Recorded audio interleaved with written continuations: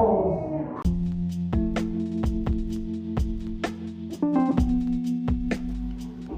Hello boys and girls, gents and women, this is Brown Boy Chronicles, Season 5. A collective of 4 brown boys bringing you the latest updates about life, hot takes on music and fashion, mixed with some clown behavior, and overall just good vibes. Hope y'all enjoy and appreciate y'all tuning in. Enjoy, fam.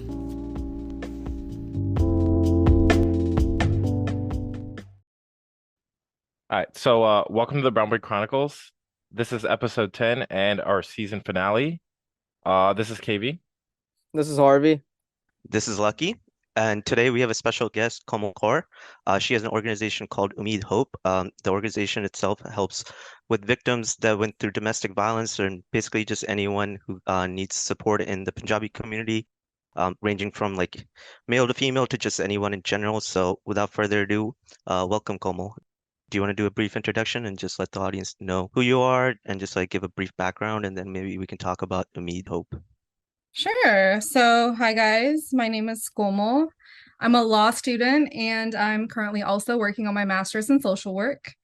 I live in the Midwest, which is in the middle of nowhere, but lately there's been a lot of things going on. And that's kind of where Umeed-Hope came together. We had a whole bunch of people moving here from Cali, from New York, and we were seeing a lot of family violence ranging from child abuse all the way to elder abuse. Like elders were being abandoned on the streets because people just did not want to take care of them anymore. So we work with a lot of different organizations from the FBI to school corporations, and we kind of just try to be the middle person and get some conversations going. That's awesome. Like, how did it like all get started? Like, how recent has Umeed been around for? Like, has it been a couple of years? And like, what was the original start of it? Like, how did it come about? Yeah, so Umeed actually started September of last year officially, but before that, everybody that's on the team was kind of doing their own thing regarding social services. So we have attorneys, we have accountants that deal with financial abuse, and we have like teachers. So we started seeing a lot of cases after the FedEx mass shooting that happened here in Indianapolis, and all these mental health issues were kind of coming to light because people couldn't deal with the trauma. And obviously, it's so traumatizing to see somebody get shot and just fall over right in front of you. These were people that they interacted with every single day. And then from there, everybody was like, maybe it's time to officially put something together, like a government organization. We are a 501c3, so we're a registered nonprofit. We wanted to put something on the books for South Asians to get the resources, like federal resources. And that's kind of like where everything started. And from there, we've kind of just grown so much. We originally started to only service domestic violence survivors, so people that were in their late teens, early 20s, but then we realized the need was so much more. And we've honestly been growing a lot faster than we expected, but it's been a blessing to be able to help as many people as we can. So I do have a question for you because I always wonder this when people start like organizations and stuff, because there's a lot of people that like believe in something and like they stand by a viewpoint but they never do anything. So I wanted to know like what made you want to start an organization that helps like victims of domestic violence. Like was there anything like, because there's so many people, I always wonder like what makes people tick and like why people do what they do. So it's like I was curious on like what made you be the one be like, yo, I need to do something about it. I want to start this organization. I want to help these victims. So earlier last year, I was engaged. I was going through a really crappy, like just everything was just like so terrible. And I was dealing with abuse, like all different types of abuse. And then when I got out of that early in the spring, I started just kind of being involved in seminars that were being hosted by different institutions. And I realized a lot of brown girls were coming out to that. And when I started having conversations with them, I realized that they didn't have anybody to reach out to. Because when you think about it, most like organizations are based out of religious institutions, right? So like houses of worship. And it's really hard to have certain conversations in a place like that. And then we take another step back, you realize that most of these institutions are run by men. So, when you're like a teen girl and you're going through certain situations, do you really want to go to like the Gurdwara and be like, hey, Uncle G, this is what I'm dealing with. Can you help me? 9 times out of 10, they're not going to want to help you. And also, they don't really know how to make that happen.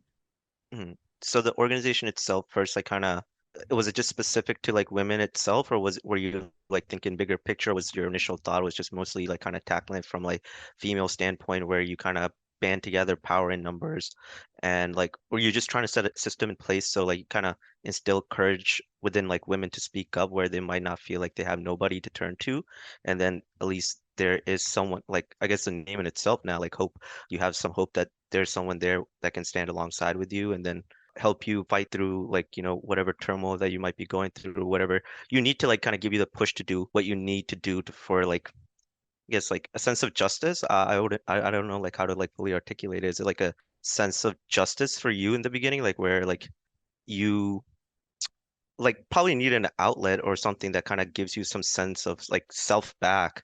So I'm like wondering if that's also like the perspective you took on this, and then hopefully like see if other women can share that same perspective where they like have courage for them to like kind of speak up, or am I thinking about this incorrectly?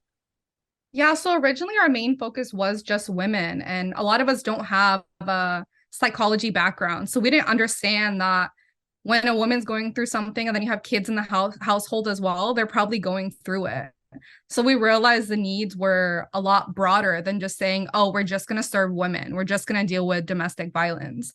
And then I guess like in the beginning, it was like a way for me to heal what I went through. And I came to terms with a lot of what I went through Umeed and through having conversations and realizing that I wasn't the only one that went through a lot of those things. And I think because I did go through what I did, a lot of young women do kind of like gravitate towards me. I think that feeling of being seen, you truly only feel seen from people that have directly went through exactly what you're going through, right? Hmm. I see. So it's like a way for them to like kind of sympathize with whatever they're going through, or well, for you as well, and for the counterpart for them to kind of sympathize, and then like you guys can like have someone that can kind of, rather than just communicate, you can just connect with and then take it from there.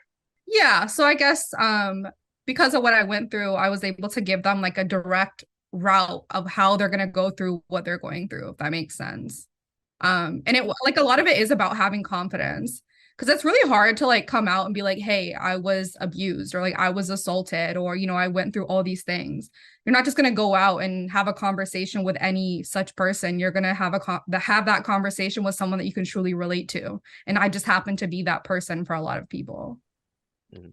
Yeah, so like specifically the brown community, I think you mentioned earlier, like I think it has a general like conception about like depression, and like a lot of older people, the older generation don't believe it. So how are you bringing awareness to the younger generation and the older generation with Umeed? Because I feel like my parents, like, personally, my parents don't believe in depression and stuff like that. They're just like, it is what it is, like.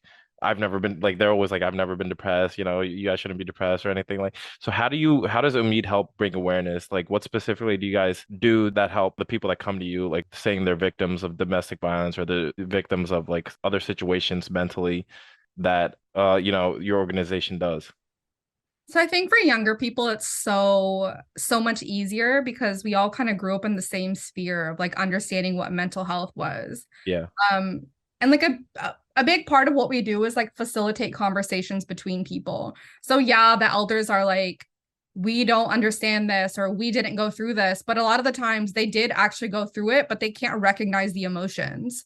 So when we have younger people, especially like their own kids, come out and be like, hey, when you did XYZ to me, or you said this to me, this is how it made me feel. And then, having the parents sit down and have them explain why they said what they did. And a lot of the times it's like, oh, I was raised to not believe in this. I was told this wasn't real, or all these things. And it kind of, we realize a lot of parents have been realizing that they are traumatized, like completely negating all these like things that they've been through, whether that was in India or like racist stuff that happened here. They just negate everything. Like they genuinely believe that none of this stuff faces them. But when we're cold to our kids, when we put so much of ourselves into our work, like that's a trauma response, and helping them realize that a lot of the things that they're doing are all trauma responses. For the kids that come to you, like is it hard to bring the parents and the kids to talk to one each other? Because I can't even fathom my parents like ever going to like therapy or like, Yeah. I feel like I like that's so out of the realm of my thought, or like it's almost impossible. It's just almost like them being stubborn, like, like they will not, like, even if you're saying some profound things, like they're just so hard-headed, and sometimes it's like talking to a brick wall. Even like you can make yourself as most vulnerable as you want to be for some reason. Like, I mean, at least it's just what stories I've heard, like certain things just like my parents will not understand. And then I kind of think, is it valuable for me to like spend more time trying to like break through them, or just kind of accept the fact they're in their ways and just like try to just heal myself? And then if I can even help them 0.01%, yeah, sure, I'll kind of try to do it by any means necessary. But if the other person is not even being like available to like, be want to help, like how do you even kind of break that cycle? Honestly, that's a challenge that we face all the time. Even me with my own parents. It's really hard for them to recognize that they messed up, right? I mean, that's anybody, right? Like, we never want to sit here and be like, oh, I was wrong when it came to these things. We definitely have a lot of parents that will be like, we don't want you anywhere near our kid. We don't want you having a conversation with our kid, because they're like, you're putting all these thoughts into their head. Really? Yeah, like they'll be like, oh, my kid was never actually depressed until you came and, made them think that they're depressed. I'm like, no, they've been like this. Why do you think that they reached out to us? Like, they always try to blame us, but it's like, that's just like not real life. And I always tell young people, you need to be so transparent, like with your parents, or like whoever's taking care of you. Be like, yo, this is where I'm at. Like, I can't keep living like this, So it's like, what are your options? You can run away, you can close your parents off from your life, and that's a decision that you're personally going to make. And we do have a lot of like kids that just completely leave their parents because they're like, you're just so bad for my mental health, I can't do this anymore, so it's tough. So when kids like come to you, like how do you even like get their parents to sit down with them? Like do you just pull up to their house, or like call them to like a circle, or like how does that go about? Intervention? Yeah, like I can't see that happening. To me, like I'm laughing because I can't even think like my parents would be like, Dude, they would like consider this like you calling 911 on them, like, if yeah, you did something like that. Like, like the only equivalent of like my parents like ever saw me like create a circle for them to have a conversation, and like there's an external party there that they do not know. They're just gonna be on the so self-defensive, and I feel like after it's all done, like back in the day, they probably just beat my ass. Like, like they just can't comprehend like that you're going through something and you're trying to like bring it to light to them. They just be on the back foot, be like, this is dishonor. How are you gonna like air out our dirty laundry and all this other like crap, which like it's just so ass backwards. I I mean, don't it's know. definitely hard, but like, we try to have a system in place. Like, we do have everybody sign NDAs. We always have an attorney with us. Like, there are steps that we take, and we'll break everything down. Like, we'll explain it to them in Punjabi. Like, we have a contract here. This information is not going to go out anywhere. Depending on the situation, sometimes we have to bring a counselor with us, just to have them be the middle person and explain that we're not trying to be harmful. We're just trying to help this kid. We're trying to stabilize the environment that this kid is trying to grow in. And sometimes it's received very well. Other times I feel like I'm being shoved out the door, and that's just a part of it. But I will say, like, most of the time, even if it's like in one ear and out the other, they'll at least sit there and pretend like they give a shit what I'm saying. And I appreciate that much. Do you have any Really? stories of like some crazy shit going down that you're allowed to like disclose to us in one of these situations? Like, can you describe a situation where like they were just so super defensive, like something that you just could feel it in the air that you're just so unwanted, whatever you're saying is just blasphemy, and they're just waiting for you to get the fuck out? Has it come close to that? Sorry. Um, so let me think. There's honestly there's a lot. Because we get called out for like a lot of school age kids. So it'll be like high schoolers that are like 16, 17, 18, just having like an identity crisis. And we pulled up to a house, I think like a month and a half ago, and we had let them know, like I had called ahead of time, like, yo, we're gonna come at this time. Let's sit down and have a conversation. Like, let's make a safety plan, because this kid was just, really struggling. And we wanted to make sure he didn't harm himself or like harm anybody around him. And as soon as I said that, like harm himself, it was just like, I could tell the mood was like instantly turned off. As soon as we pulled up, you know, like brown people are always like, oh, like you want water, you want jaw, like you want something. We walked in and they were just like, all right, have a seat. Like, come on, hurry up. Like, let's keep going. I'm like, I haven't even said anything yet. And you guys are already telling me to hurry up. And as soon as I brought up the safety plan, like, oh, like we're worried that he's going to hurt himself, they were just like, we think it's time to go. We're going to figure it out. You know, like people are always like, oh, it's about a family matter. Like this is a family matter. We're going to figure it out within the family. And I always just say like clearly that hasn't been working, or else why would we be here? Like this isn't a family matter anymore, because now we're worried about the people around him. And that was just to them. They're like, "Oh my God, you're saying my kids, you know, gonna go assault somebody or whatever." Like they just get so offended. But I'm like, that hasn't happened yet. We're trying to avoid that situation. But they just think that we're trying to place all these labels. And I think labels is like something that brown people really struggle with. They're like, oh, like as soon as you say the word depression, everybody instantly is just like turned off, you know, or suicide. Suddenly everybody is turned off. And I'm like, this isn't getting us anywhere. We're like in a circle of doing the same shit over and over.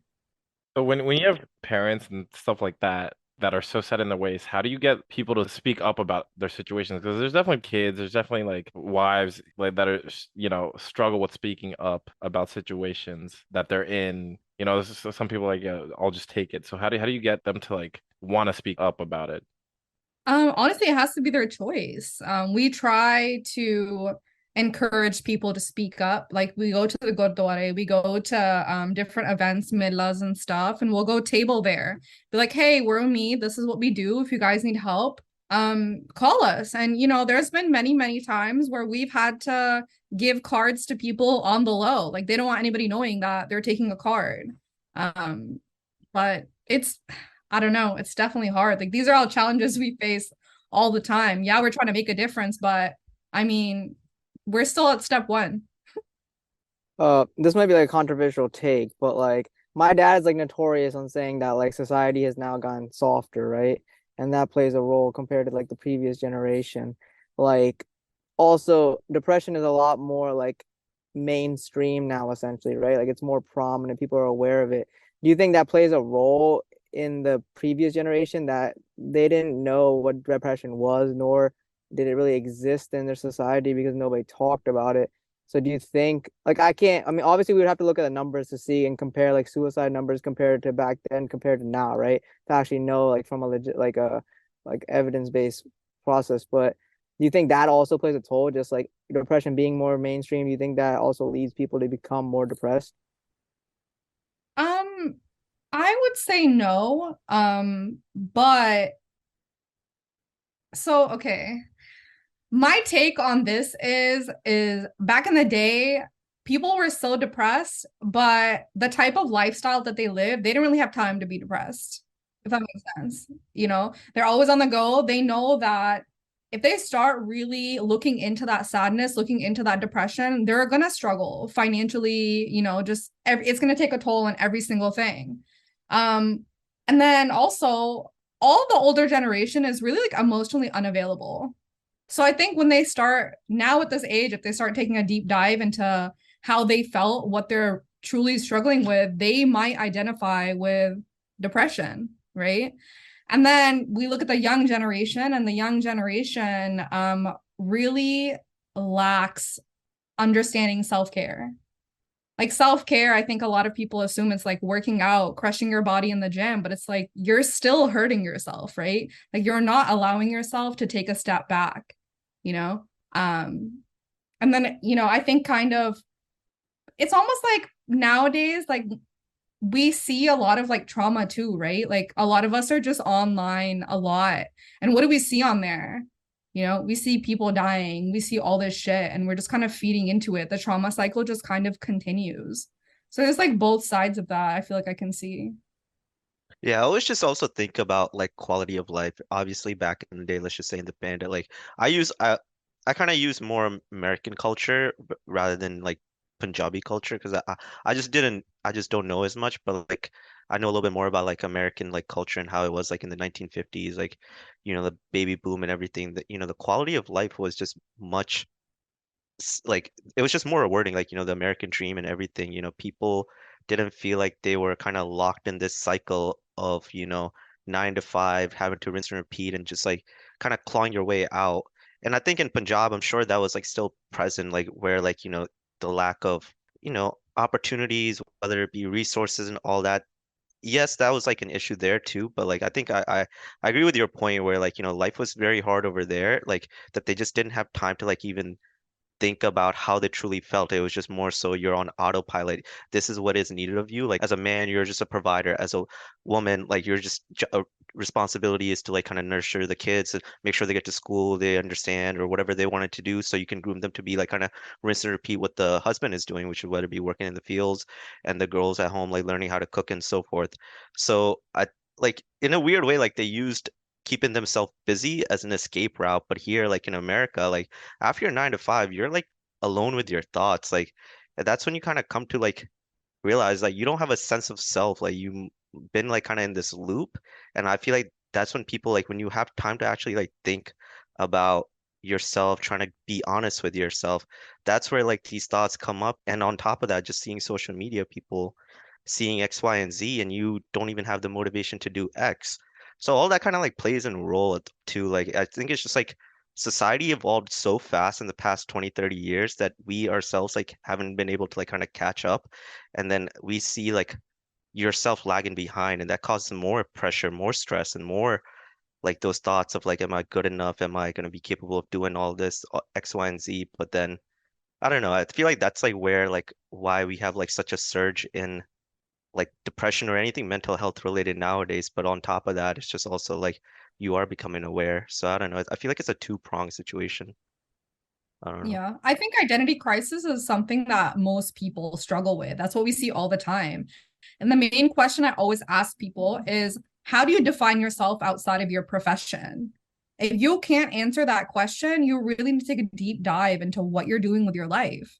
Because if your whole life is mainly focused on you going to work, you chasing the bag and coming home, like what are you doing that for? Like, you know what I'm saying? We're just Yeah. in a cycle of just going and taking care of business and coming home. How is that any different than what our parents were doing? We should go around in a circle right now and everybody spit out what they are outside their profession. Chill, I'm going through an identity crisis. Like I need to think of that one. Honestly, It's like, a hard question. yeah. I think like I've been on like a huge like neuroscience and like psychology binge lately, and there's this professor called Dr. Sam Harris, and he kind of talks about. I think Rinku, you kind of contribute those qualities too, because I think we brought up like stoicism and all that kind of stuff, and Yeah, he he has like a really good book. He has a very interesting. Sam Harris, yeah, has a very interesting take on shit. Yeah, dude, I like really resonated with that. Like, so so like for the past month, like I've been meditating. Like, at least like he has this app called Waking Up app, where he kind of teaches you how to like kind of be present with your consciousness and understand that like thoughts, like they're gonna come and go. Like, if you actually put your sole focus on like thinking about the thought that's arising, you realize it's gonna dissipate too. You yourself are the person that's giving it energy and manifesting and making it something more than it needs to be. And essentially, like we should all strive to have like a house that is empty. And when thoughts come to steal something, what the fuck are they gonna steal? And I like it sounds like very like basic, like when you think about it, but like that should just hit different. Like when I heard that, like I just like didn't realize how like effective him just saying that sentence like in such a succinct way could like kind of help so many people come to terms with a lot of things. Just like kind of realize you're not your emotions, whether it be your pain, whether it be happiness, or whether it be like something pleasant, something unpleasant. Like you're much more than that. And I think people become the shell of their emotions when you kind of, if you take a step back, you realize like you control everything. You have it all within you. I'm going on like a hippie rant right now, but like that's just like what it reminded me of when you were talking about like the sense of self and like asking your question like who are you and stuff like that. Because it's just weird that I'm like kind of thinking about that too internally nowadays. I feel like everybody should like really just sit in silence. And if you're uncomfortable sitting there in silence, sitting there with your thoughts, you have so much healing to do. Like that's why everybody, like as soon as you get off work, what are you trying to do? You hit up your friends, you go to the gym, you do all these things because you cannot sit there with your thoughts. And that's an issue. But it's like most young people are like that. They're always trying to be on the go. And if you always feel like you have to be around somebody, you always feel like you know, you need that validation from other people, you lack self-validation. You don't truly believe in what you're doing. You don't believe in yourself. And you're right. Like, we choose what we give power to, what thoughts, what words people say to us. We choose what we're giving power to. Like, you shouldn't be giving power to anything that you don't truly care about. Like, you shouldn't really care about if somebody that you don't even respect is saying something to you. Why do you even care? But most people do, right? Yeah. What's your take on like how social media affects all this kind of stuff? Because I mean, I think as humans, we are meant to like socialize, right? Like we are meant to be like, yes, we need to be alone and be able to like be in our thoughts and stuff. But at the same time, we're meant to be social beings. So I think it's okay for us to like be able to go out and about and meet. I think that's an important part of the life cycle. But I think we get caught up in too many fantasies due to social media, and everybody's just portraying an image of what they want to be and not who they are. I mean, I think Harvey, when I think you said this when Mahmoud was on our podcast, when you were like, people are meant to socialize, but like back in the day, it's like you have like a local village. It's like so localized, right? You're only interacting with like a couple hundred people. Yeah. Now social Mhm. media has like you're interacting with everyone in the world essentially. But you build your own village, right? Like online, you build your own community.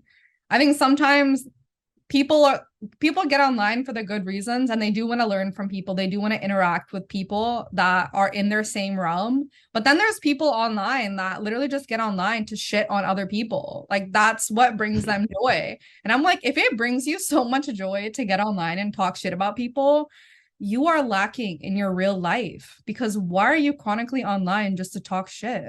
I never get those people. I literally just read those comments and just think, why did someone comment this like half the time?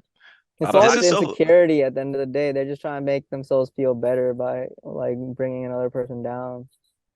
And now, a quick word from our sponsors. Have you thought about starting a podcast but didn't know where to begin? If so, I'm here to tell you about this free tool called Anchor. Anchor allows you to create and edit your podcast from both your phone and the computer. On top of that, it distributes your podcast to Spotify, Apple Podcasts, and many other locations, so you don't have to do it manually yourself. And if you thought that wasn't enough, it also allows for monetization, so you can actually make money from your podcast. So download the free Anchor app or go to anchor.fm to get started. It's everything you need to make a podcast. Now let's get back to the show. All right, this is gonna be like an extreme take on this, like, because I was having this conversation with one of my friends.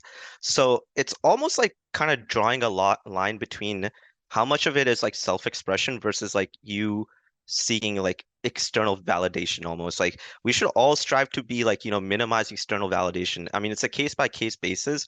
Like for our podcast, we have to post shit on it about it to like have like a metric to see like if we're heading in the right direction and so forth like that.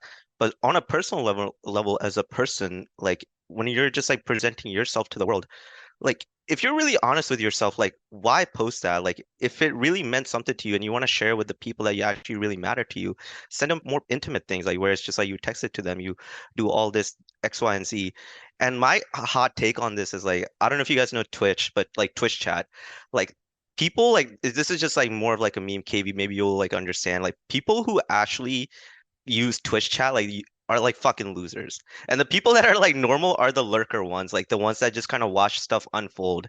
So like that's like how what I've been like kind of realizing lately as I'm getting older, like people that actually like use like social media to like the extreme ends of just like commenting on anyone and just like having to give a day-to-day update life, like I know it's an extreme, like I don't want to call them losers, but I feel like you're not looking at minimizing external validation. You're not being honest with yourself. If you're honest with yourself, that's not fucking needed. You don't need that. Like, would you really post this if no one really like no one saw any likes there? Like, I don't know. Like that's just like what I've been like noticing when I like think about using social media. I'm like, do I really need this? Like, who am I trying to like impress? And I've been like kind of even like on Snapchat now, like I stopped like using it as much, like because I realized like I like want to reach a level where the external validation is so minimal, like where only the core, like my family, friends that I immediately talk to are the ones that I care. I don't want to like think about posting something where like, this person who I haven't even talked to 5 years, am I like checking to see if they saw it? Like I'm sure we all do that. Like no one wants to admit that, but like we should like, I don't know, at least I'm trying to like minimize that. Like, and it's like in a weird way when you realize if you have to minimize that and you realize like how much of a vicious vice grip that shit has. So I feel like every time I have this conversation with people and they're always like, oh, like I need this many likes or I need whatever. I'm like, how much validation did you get growing up? And like 9 times out of 10, they're like, oh, I didn't get a lot. And I'm like, oh. And then I asked them, okay, how much like male validation did you get growing up from your dad, from your siblings, like your brothers? They're like, oh, not a lot. And I'm like, oh, so now as an adult, you're seeking all this male validation, trauma response right there. And we don't think about those things. But you get addicted to that high too. I mean, yeah, you didn't have it, now you're getting it at like some crazy ass levels. So I mean, it's just a toxic cycle at the end of the day. But like I agree with Lucky. Like I mean, I think yeah. I mean, it's proven that like the people that post less, the ones that like are actually living in the moment and enjoying the present, are the ones that are truly happy. Everybody else is like a lot of people that post outside of the ones that are doing it for like business and like you know what I mean, like they're actually like true influencers and they're getting a bag from it. I think most other people are just trying to project a lifestyle and a persona that they want the world to see, but they're not actually living that lifestyle. It's just all like a facade at the end of the day. You know, you just being honest with yourself, and it's just difficult in the very beginning, but then if you kind of like stick with it and realize you come to terms with who you are, you realize how liberating that shit is. But in the very beginning, when like shit is like going south, like I just have like empathy. Like I understand like how difficult it is in the very beginning. It's just like anything with the process. But you have to like look at the bigger picture. Like you doing this now, what has it gotten you thus far? Like like kind of like how Komal, you're trying to break a cycle where like you don't want this, you know, domestic violence to keep going in a loop. You are jamming Umeed in there to help like be like some sort of a breaker in between that, you know, you it's like almost like Game of fucking Thrones, like Daenerys. You're like the breaker of chains in a weird way. You know, that's what everyone should try to be like with themselves, whether it be like any problems or anything like that. Yeah. So just going back onto like domestic violence, right? I feel like domestic violence in like the Desi household is different. And it's not the like what you kind of see in like how the movies and how all that is portrayed. I think it's like more in a way Accepted. subtle. I think it's more accepted too. Yeah, so could you give us some like clues on what like what people should kind of look for? Yeah. I don't know if subtle would be the right word. Um, just because we see a whole bunch of different cases. And like I will agree, it is more accepted, and that's why nobody really bats an eye anytime, you know, a woman walks around with a bruise or something. But most of the cases we see are like financial abuse. You know, a guy going, oh, you're not doing what I told you to, so I'm not going to give you any money for groceries. I'm not going to give you any money for gas. You know, I'm not going to pay for these things. Because a lot of the women that we do serve are women from like India. Like these guys went to India, got married, they brought her home, like brought her here, and then just stopped caring about her. But you know, we do see women getting beat. It's I feel like it's so common, and like blackmail is also so common, and I never thought it would be until we started this up.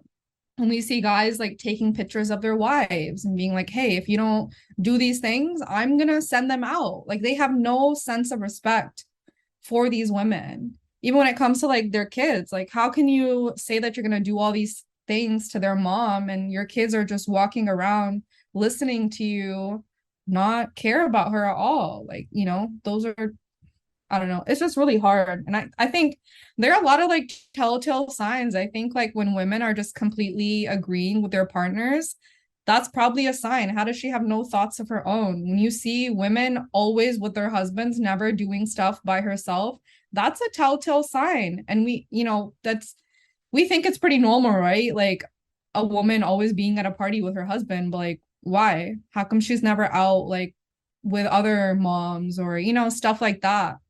I think a lot of the times they're just so isolated. Where do you think this behavior from like the male side stems from? I think most people like even different societies had like a patriarchal society. I think that's where it stems from. And like the male being like the primary, you know, It's just power. yeah, and yeah, that too.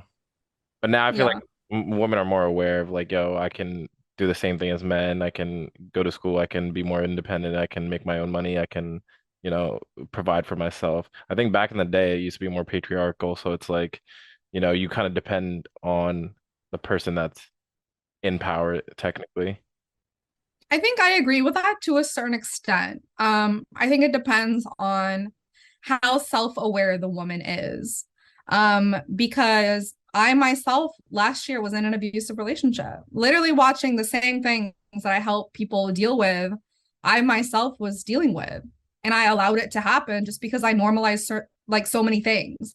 I normalized him blacking out and yelling at me. Like I normalized him calling me all these types of names because I normalized it. Like, oh, he's drunk. He didn't mean that. Like I kept making all these excuses, just like I watched so many women in my life make the same excuses for men, right? Like that's ingrained in our culture. That's what we're trying to stop. I think a lot of the times when guys start doing certain things, they don't even realize that they're doing it, you know?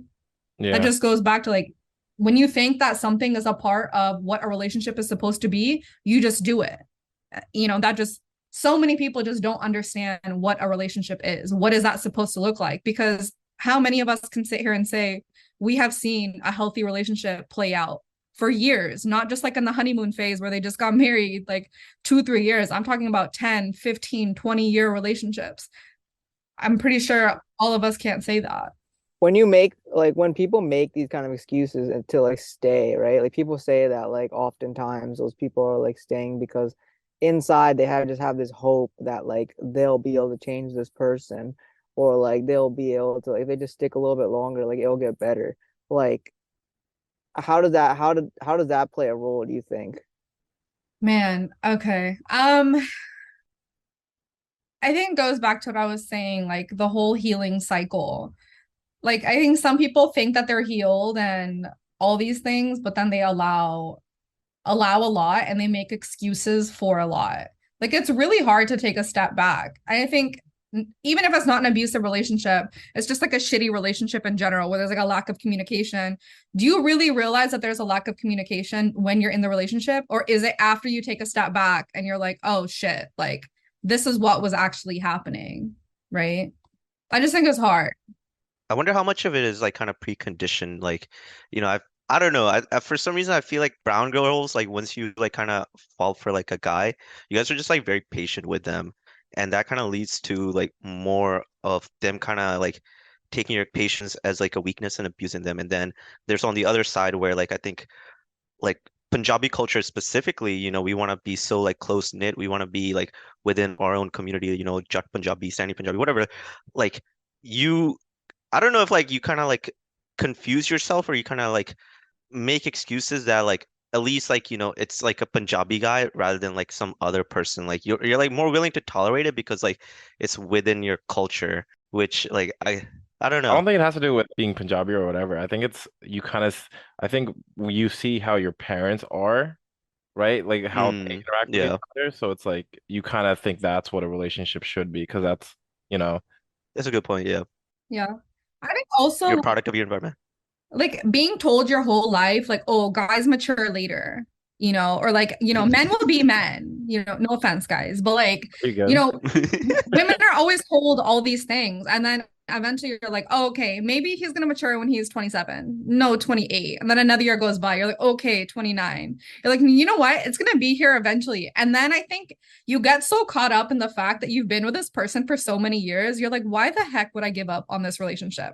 We've already been together for so long. And then you're settling. And I think when girls are like, oh, yeah, at least he's Punjabi, like, at least he's Sikh, blah, blah, blah, you're settling. And then I think the other side of that is how much of an emphasis do we put on guys to go to therapy and heal, to go to therapy and like address whatever, right? We don't really tell guys to do that. We tell women, like, go deal with your emotions, go learn how to do those things. I think we have to stop using all those phrases because we don't realize all those phrases just add to that toxic cycle. Yeah. Yeah, it's Yeah, not just girls that's and guys. Everyone needs healing. Everyone's like kind of like needs some healing, some shape or form. It's not specific to like just women or men.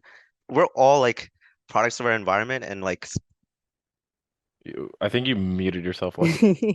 Like moving it.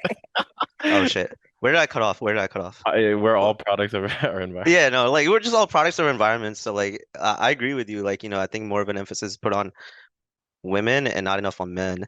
But at the end of the day, like it should be like kind of equal. Like everyone, like not should be just gender specific. It should be the whole like community. Wait, so Komal, we talked about how Umeed helps like people that are depressed or like stuff like that, but we didn't really talk about how you guys help with domestic violence cases in terms of, maybe getting the police involved or like how does that work in terms of those situations where it's like, you might see mental or physical abuse specifically, and it's like more of a concern, more of an urgency. So we kind of have like a routine. If it's a call where we feel like it's urgent, there's people that are being hurt and we need to be there right now, we have police that we work with. We'll be like, hey, we need an escort to this household because we don't know what's going to happen when we get there.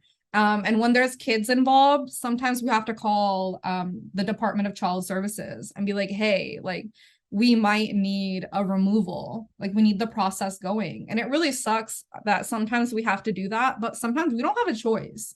Like, you know, we have to take care of our workers as well, like our volunteers. We don't want them going into a household and like being hurt. Mind you, one of the first houses that I ever went to, we didn't really have police that we could call, like specific people we could call. And I got a clock thrown at my head. And I was like, oh shit, like I wasn't expecting it. But I mean, I should have, because it was a call for a lady that was being beaten, you know? There's a plan for all that.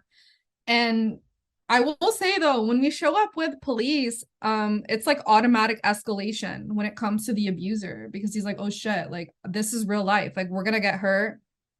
Like he thinks that he's gonna get hurt because the cops are coming, which like, I Wait, what do you mean, mean escalation? Like in the sense like he like the individual just like kind of goes berserk in a way and like realize like it's yeah, like it just becomes real to them. They're like, oh shit, like I'm gonna get in trouble for what I've been doing. I And thought I it'd be the think for opposite. them, Yeah, sorry, go ahead. oh no, I was just saying like sometimes like they realize that they've officially been caught up, and in their head they're like, they know that what they did was wrong, you know, like there's no way that they're going to avoid the law at that point. And I think that's why they lose their mind. And we have a lot of active cases right now, and they lost it on the cop. And I've told them, like, before the cop came in, I'm like, yo, like if you assault this officer, that's just another thing that you're gonna get in trouble for. But they just don't care. You know, like brown guys sometimes, like brown men, think that they can just overpower people just because they're so used to doing that. Like they did that with their partner. So they think, oh yeah, let me just shove this cop and he's gonna go away. I'm like, bro, we're in America.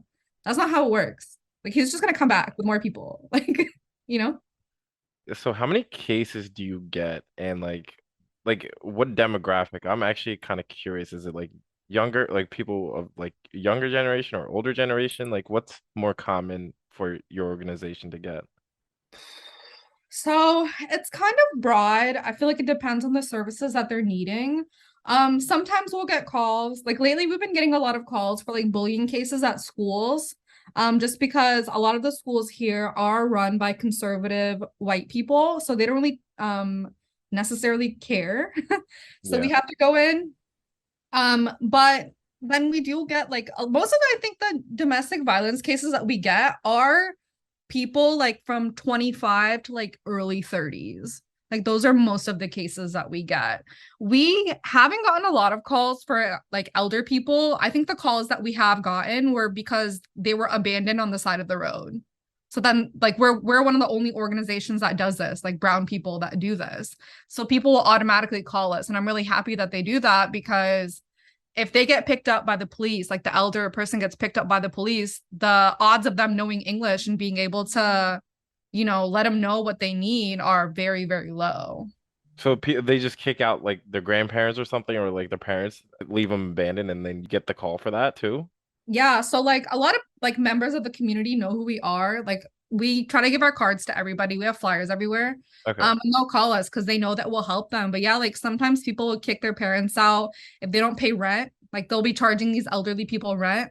They'll kick them out if they like refuse to get a job, or, you know, all these things. And you would think that, you know, they've worked their whole life and got you here Yeah. to America, so maybe you should let them just chill. But I think sometimes people just look for a reason to hurt other people. Like they're looking for that one excuse. And that just happened to be it. Since you're like this is just more of like a personal question. Like I was just like thinking about like what you're describing. You Mhm. yourself are like kind of surrounded by trauma day in and day out. Like like you're going to school. Like I think I read somewhere like you study criminal justice. Like you're also studying like masters in your law school. And outside of that, you have this organization. I'm sure that takes up a significant portion of your time. for you as like an individual, like how do you like kind of release like everything, like in the sense that like, whatever, because like it's difficult seeing this day in day out. Like me, like I'm thinking of having a difficult conversation with someone. I need to like prepare myself the whole fucking day to like have this conversation, but you like having to do it multiple times, I'm assuming. Like I don't know like how your day is and day out. Like how do you kind of like keep yourself like level-headed so like you can perform at the best of your abilities? Because like I feel like in the field that you're in, you need to be sharp, and that like kind of takes a lot out of a person. Yeah, Yeah. and to piggyback on that, like, could you go into like kind of how you escaped or got out of your abusive relationship and where you are currently in your healing process? Yeah. So I'll actually answer the second question first, and then I'll leeway into the first one. So I honestly, I was mentally exited out of my relationship long before I actually got out of it. And the only reason I didn't actually like leave my relationship is because everybody around me was like, just make it work. Just make it work. Like you guys have been together. Everybody knows you posted on Facebook, your pua masitai. Everybody already saw it. So, just do it. Just pull through. And I mentally got to the point where I hit rock bottom. I couldn't go to school. I didn't want to leave my house. I wasn't eating. I was not taking care of myself. And I was like, I have no will to survive. Like, I did not want to live. And honestly, it's so stupid, but I like looked at my dog. I've had my dog since like 2014. And I looked at him and I was like, I haven't walked you in like 12 hours. I was like, what am I doing? I was like, what am I doing with my life? And literally like 20 minutes later, my friend just randomly pulled up to my apartment and was like, hey Komal, I'm worried about you. We haven't seen you in like a month. What's going on? And it was kind of like an intervention. Like, hey, you're pouring so much of yourself into this person that has no respect for you. And you're literally in this relationship for other people. You're not in this relationship for him. So it's time to go. Like, you need to exit. And then I did. Like, for me, it was like, I literally had no reason to be in this relationship anymore, other than everybody, like basically society telling me, you need to be in this now because you guys got rooked. Like, it's time, But I just chose myself, and like I realized I wanted more for myself. I want to finish law school. I want to get my master's. Like I want to help as many people as I, can, and I can't do that if I literally don't want to live anymore. Right? Yeah. And that's kind of like, so now the way I take care of myself is I schedule time to hang out with my girls. I'm like, it's time to have a girls' night. Like every month, like honestly, like every 2 weeks, we're out on the streets, like we're having fun, like we're doing whatever, because all of us, like a lot of my friends actually work for Umeed, which is really dope that we get to do this together. And we all get to kind of like take a step back and release and kind of like, I guess, compliment each other and be like, I'm so proud of this work that you're doing. We kind of like, we'll even like email each other, like text each other sometimes and be like, hey, I'm so proud of what you're doing. I see what you're doing. Like we know that you may not be getting this recognition, but we see you. Like we see everything that you're doing. I think having that tight circle, like outside of family, honestly, like have friends. Having that tight circle is so important because they will remind you how far you have come. And sometimes I do forget, like I'm so overwhelmed sometimes, like especially the cases like with elderly, it's really, really hard to deal with those because I love my BB, like that's my bestie. So I can't imagine her being put out on the street, So it's just like all those little things kind of like pull me back in. And I love therapy. I love my therapist. She's a little brown shorty. She knows what she's doing. She's so like she's culturally competent. Like, she's never like, oh, just abandon your whole family, because she knows that's like not an option. So all those little like check-ins that I do, like I love working out. I love spending time with my dog. I love going and like teaching my nephews bad words to go harass my cousins. All those little things are so great for me. So just like having a schedule, you got to schedule self-care. Like we're all so busy with our lives. You just sometimes have to put in your calendar, like, hey, block everybody out because you need it. Yeah, that's hella dope. And it's also like just going back to that, it's so important to like that one friend that like pulled up on you, like, and just like told you how it is. Like having those kind of people in your life, I mean, it's a rare thing, but it's like so vital and so important. And like I'm sure you're like hella thankful for that. So like moving forward, like now I want to like ask you like more of a, I mean, we're asking personal questions, but like moving forward, like when you think about future relationships, like when I think about like what you're describing and what like other women like kind of go through, like it's what you're describing is just like being emotionally leveraged in like a relationship where like you don't think your emotions matter as much as the other person, and like so there like the lever is so much high on the your partner than yourself. So how do you like kind of teeter that line, like because everything like in a relationship is complicated. You have to like there's going to be some arguments along the way. Like how do you kind of remain like mindful that some things are just like arguments and something's not like a precursor to a red flag, and then hopefully it doesn't cascade into you being emotionally leveraged, because I feel like that would be something I'd struggle with for like an individual that went through something like that. Like I don't know if that made sense. Did it make sense? Yeah. Honestly, I think like open communication. I don't think that many things need to be arguments. I think we choose to make them arguments because we can't really respectfully communicate what we're trying to. I think like most of even my friends that are in relationships, they'll get into arguments about just like petty shit. And I'm Hmm. like, you could have just told him that you miss him. Like you could have just told him that you want to go eat, or you know what I'm saying? Yeah. Like it'll just be stupid arguments that just blows up into so much more, and then the person feels like they were disrespected, all these things.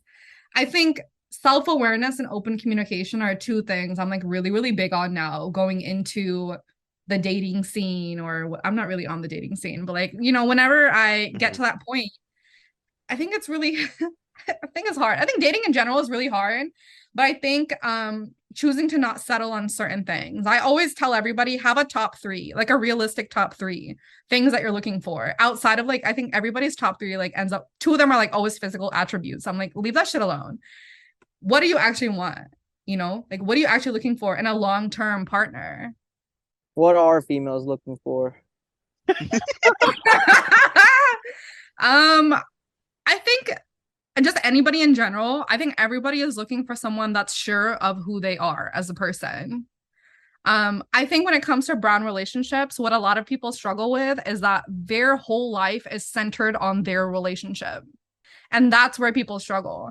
And I think more often than not, the female in the relationship, her whole life is centered around the relationship. And the guy kind of has all these like little circles. He has a little friend group. He has, all these things.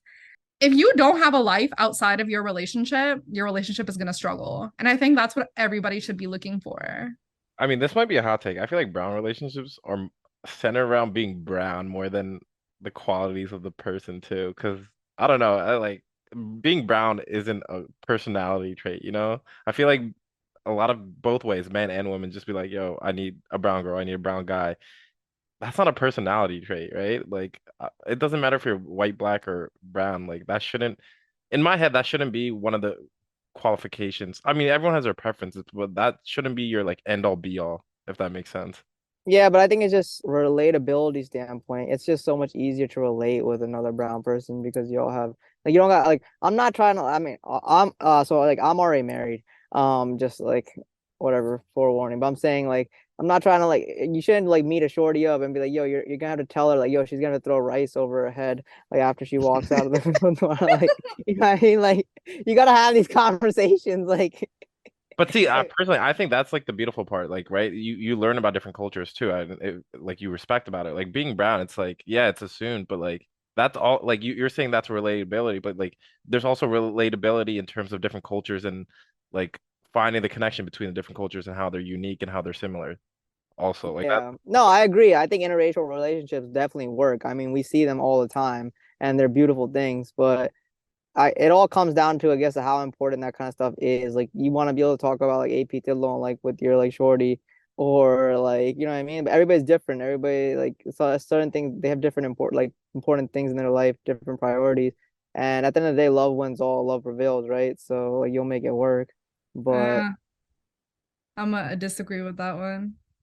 I think culture and religion shapes values and stuff. And I think when it's just two people, like it's just a guy and a girl, you get married and you're in this like la la land, it's great. And sometimes you can make that work. But when it comes to when you have kids, what are like mostly I feel like it comes to religion. If you both come from different religions, how are you going to raise your child? But like, what if religion isn't that important anymore to you? But is it not important? Okay, so it may not be important to you, but where do your parents stand?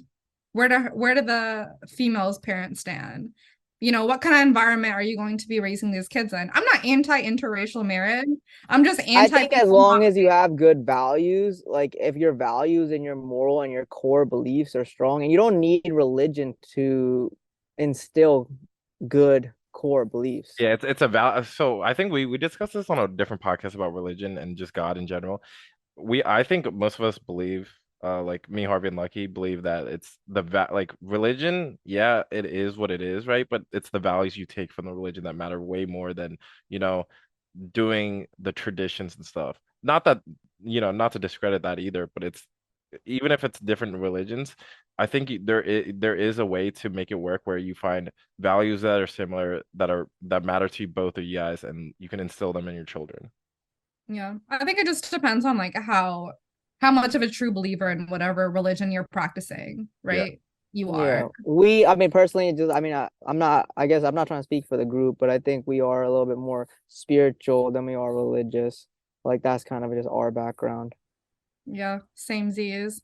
I just feel like I see so many cases of like just even outside of Umeed where it's an interracial couple and they truly struggle with bringing in both sides of parents to come on board with how they choose to raise their kids because you have to essentially pick between two religions. You can't be truly devout to two religions, right? See, like my whole take on this whole thing is like while you guys were talking about this, I think when it comes to like two people and two families, I think the biggest struggle is more about vulnerability. Like people don't realize the way you connect with other people is through vulnerability. Like most people just want to communicate and rather than connect. And like I think that's like the biggest problem with any like if you meet a new family, you meet a new girl, it would be might be your relationship, like a platonic relationship, it could be a romantic relationship. It's just like everyone has such a like this bravado like going on where like you have to be like this indestructible person where you have to be put together and most of the fact, like most people aren't that. No one is really fucking put together. Everyone is like in the process. Like we spend our whole life in process of like, going from task to task. Like majority of our life is spent in process. So when you're in process, you're going to be vulnerable. You're capable of being vulnerable. And most people just don't want to communicate that. And I feel like that's where like a lot of like the communication issues like stem up where like then you have like problems connecting with other families and so forth because the most fundamental basic level to human is vulnerability and I feel like we need to kind of introduce that in our culture too because I think it goes back to what you were talking about Komal where they want to just keep it within the family like keep it in the family because no one wants to like show a vulnerable side of themselves like because they're gonna be like looked at in a certain way like there's just some pride involved but when you realize like if you kind of open that door like that vulnerability loop you might like attract more people that kind of help build you up like give you more of a structure more of a foundation and I feel like that's just like the miscommunication that's like kind of fucked up in our community a little bit too just like the you got to be the macho person you got to make sure like you're the family is all put together but realize like no one has it fucking put together like just I don't know it's just like I guess it's just insecurity, but like the lack of vulnerability, I feel like is like the main problem with relationships from like religious to like on a personal level. Yeah. I think people just don't know how, like, especially men don't know how to communicate their emotions.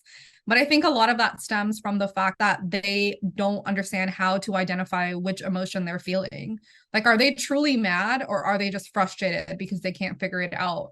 Like, are they depressed or like the same thing? Are they just frustrated with their circumstances? Like, those are all very different things. But I think growing up, we're just taught these like extreme labels like you can only pick from being sad, being happy, being angry, or whatever. And then it goes into we don't have the tools. Like, how do we ourselves deal with anger? Are you just going out and lashing out at whatever person? Or are you really sitting here and telling whoever hurt you or made you angry, like, yo, this is what happened and we need to avoid this happening again? Or like, what's another way that we can get to whatever without it being this huge thing? Mhm. Could just like foreshadow a little bit, like how I always think, I mean, I always say that like to instill change, you have to like start with the youth, right? like certain people are built in their ways now. We're not going to change them. Yes, we can try, but like Lucky and everybody said, like some people are just stubborn and they're not going to go back, right? And change does come from the youth. So like foreshadowing, say when you have kids down the line, how are you going to instill these values, especially like your boys? Would you be able to what's your advice on how to like kind of allow them to be comfortable in their skin and be vulnerable and admit to like when they're feeling certain ways? How do you teach that? And just giving them the space to express themselves. I think a lot of the times growing up, I would be crying because I'm so frustrated. And my parents would be like, Roi kyo janiya? Like nothing happened. Like, what are you crying for? Like, you know, or she'll be like, oh, keep crying. And I'm like, oh, well, I think that means like stop crying. You know, it was always like cutting my emotions off each time because even though to me it was such a severe thing, they would gaslight me and make me feel like what I'm going through isn't a real thing. So I think whether it's about our kids or whether it's about our friends, like I always tell my guy friends, make sure you guys are creating a safe space to express your emotions to each other, you know? And a lot of the times that's lacking. You know, you guys may have conversations with each other, but most guys, they feel like they don't have anybody to reach out to and be like, hey, yo, I'm struggling with these things, because they feel like no matter like who they're talking to or whatever, they feel like they're being judged for their emotions. So a non-judgmental, safe space. Yeah. So I don't know. I think I mean that's an awesome point to like kind of conclude this on. I think like, you know, this whole episode has been very powerful. Like you showed like insight to like domestic violence that like I like, you know, never even like kind of I mean it's just like made me think a lot about like the perspectives of certain women or like men that probably go through this that, you know, I just like never thought about before. So Some I of the don't know. things I didn't even realize, like kicking your elders out, like I didn't even think that really happened. Yeah, no, I never knew that was like possible either. Like I feel like we're just so like when I think about my parents or my grandparents, they're like, you know, they're just gonna be with us until they croak. I never seen like elders like put to the fucking curb like that. That's kind of crazy. But should we wrap it up with songs of the week? Yeah, I'm down. All right. So all last week, this is gonna be like a 10-year-old throwback. So it's Childish Gambino, Telegraph Avenue. I've been like listening to this song on repeat. Like the beat in it is just phenomenal. It makes me want to be a producer. So that's my song. Mine, okay, I think Yeah, show us your Dutch song, bro. I think he's Dutch. I didn't really look.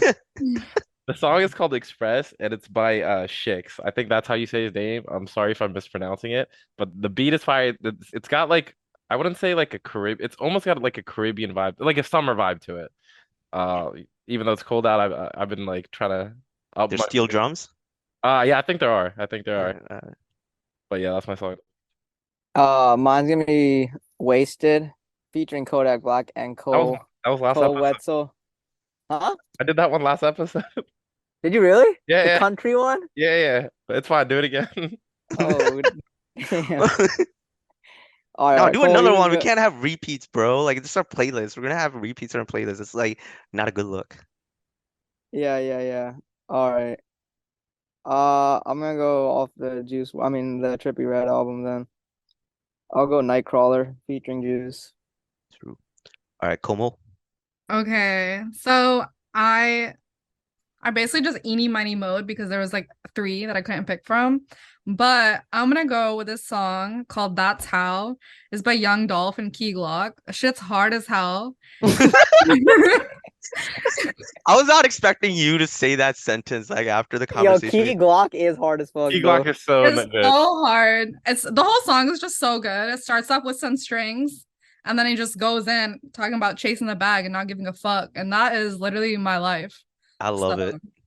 Yeah. But thank you, Komal, for coming on, sharing your story, and giving us a glimpse of your organization.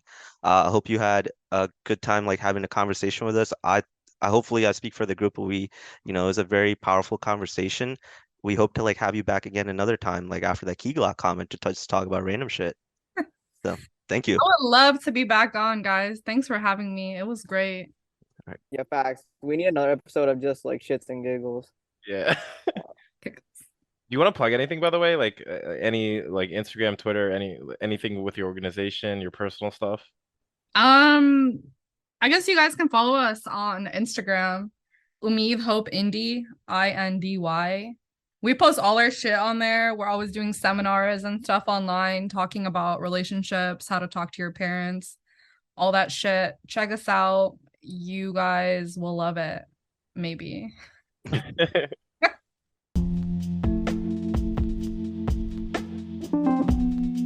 Thank you for watching the Brown Boy Chronicles. We appreciate all the support you guys give us.